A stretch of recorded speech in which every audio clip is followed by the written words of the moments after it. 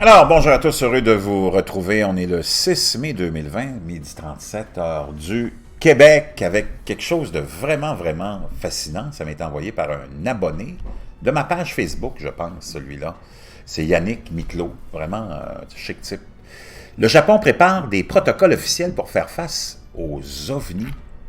Après la publication de 3 vidéos d'OVNI par l'armée américaine, le ministre de la Défense du Japon a annoncé le 28 avril de nouveaux protocoles pour aider ses militaires à faire face à l'apparition éventuelle de ces objets volants non identifiés, une mesure étonnante et plus politique qu'il n'y paraît.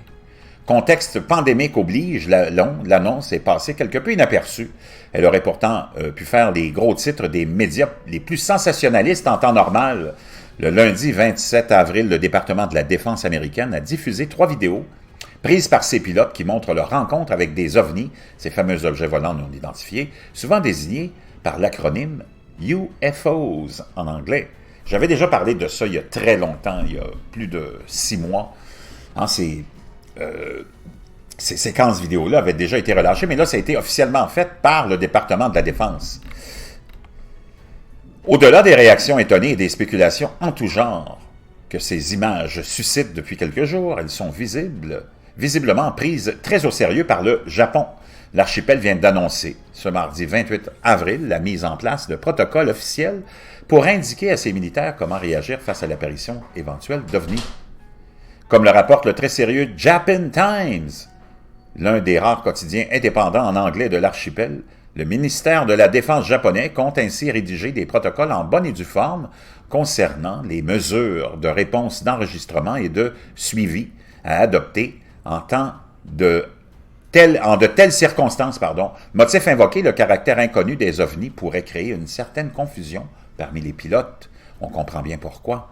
D'après le ministère ou le ministre de la Défense Taro Kono, les militaires japonais n'ont encore jamais rencontré d'ovnis, même si plusieurs bases, dont celle d'Hokkaido et d'Okinawa, sont équipées depuis longtemps pour surveiller et identifier les appareils aériens de nationalité inconnue.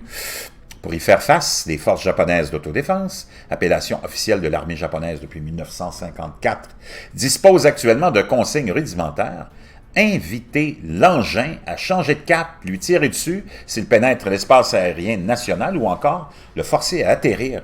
Dispositif que le gouvernement japonais souhaite justement mettre à jour, car, comme l'écrit le Japan Times, pas sûr que de telles procédures soient efficaces face à des objets volants non identifiés.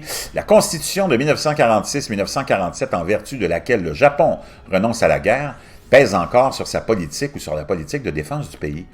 Reste maintenant au Japon à déterminer la nature de ces mises à jour à la lumière des publications récentes de l'armée américaine.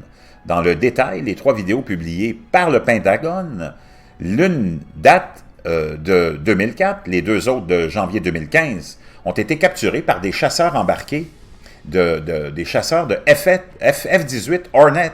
Elles montrent notamment des objets se déplaçant à une vitesse impressionnante au-dessus des flots ou des nuages, et face auxquels les pilotes en plein vol semblent pour le moins déstabilisés. « Regarde ça, il y en a tout un essaim », s'exclame notamment l'un d'entre eux. « La vache, ils vont tous contre le vent !»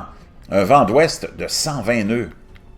Côté japonais, ce n'est pas la première fois que les dirigeants politiques du pays s'intéressent de près à cette question. En 2007 déjà, le Conseil des ministres avait adopté une résolution dans laquelle il ne confirmait pas l'existence d'OVNI, alors que Nobutaka Mashimura et Shiguru Ishaba, respectivement secrétaire général du gouvernement et ministre de la Défense, à l'époque, continuaient de soutenir le contraire à titre personnel.